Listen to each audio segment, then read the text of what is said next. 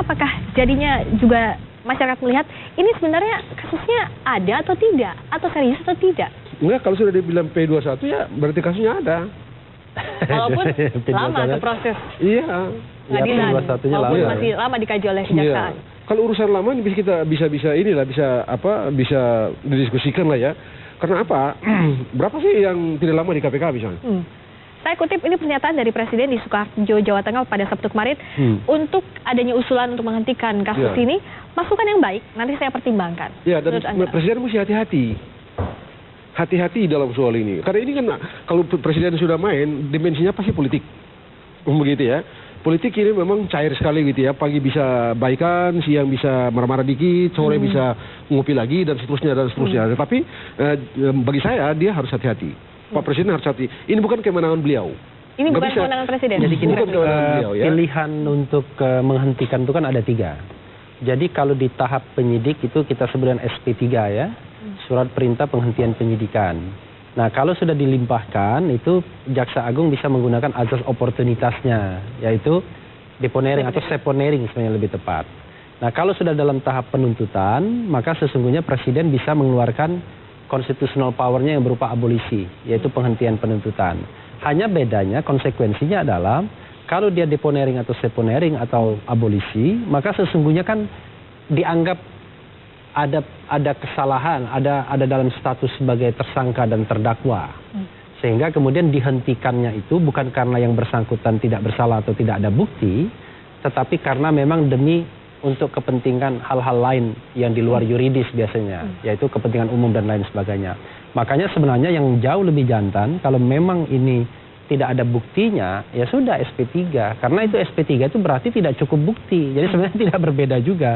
Hanya kalau memang SP3 berarti tidak cukup bukti. Karena kalau sudah dibilang P21, it has been completed. Mestinya sudah komplit kan? Tetapi kan saya mendengarnya sudah 3 bulan yang lalu P21. Terutama dari lawyer-lawyer yang suka bercerita mengenai kemarin membela Budi Gunawan dan lain sebagainya. Nah, karena itu menurut saya memang ya sekali lagi ya, publik tentunya tidak bisa melupakan bahwa memang ini ada kaitannya dengan kasus yang kemarin kasus ini bergulir, apakah ada motif politis di belakang? Ya, kalau tadi Refli bilang kan memang harus dipertimbangkan politiknya juga. Begitu ya. Kalau begitu cara kita memandang setiap kasus, maka apa yang dilakukan oleh KPK terhadap Budi Gunawan, itu juga motif politik juga ada. Kita bisa perdebatkan soal politik, maka seluruhnya memang tidak bisa dilepaskan dari soal politik, dan itu berbahaya sekali untuk penegakan hukum. Begitu ya. Dalam kasus ini misalnya, bukan tak mungkin nanti orang akan berpikir begini, kalau kita bicara dari segi politik ini ya, polisi memang bajingan semua, dan yang baik malaikat cuma KPK doang. Karena kalau ini terjadi 2 kali sudah, ya setiap kasus yang kena orang KPK minggir, dan itu berarti KPK ya, orang-orang KPK itu praktis oke-oke saja, dan di luar KPK semua bajingan. Baik. Apa begitu itu? Dan ini berbahaya buat politik penegakan hukum kita. Baik. Tapi tidak juga ya. Kalau dulu ketika kita lihat misalnya kasus Antasari Azhar ya, kalau kita lihat misalnya mood publik ya pada waktu itu, kita harus membedakan waktu itu Bibit Chandra sama Antasari Azhar. Itu pembelaan publiknya berbeda. Apa yang berbeda?